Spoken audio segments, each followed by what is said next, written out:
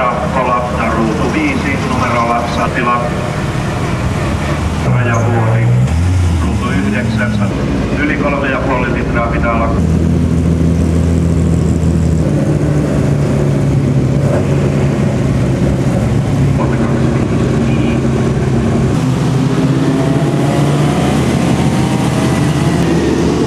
Suoraksi katsotaan sitten mitenkä tuo lähtö onnistuu näin numerolla kelillä hyvin sieltä numerolla 103.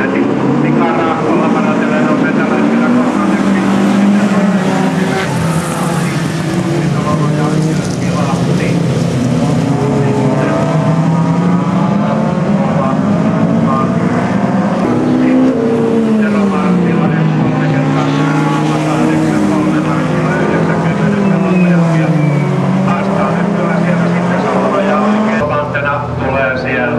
Mika Rahkola neljänneksi.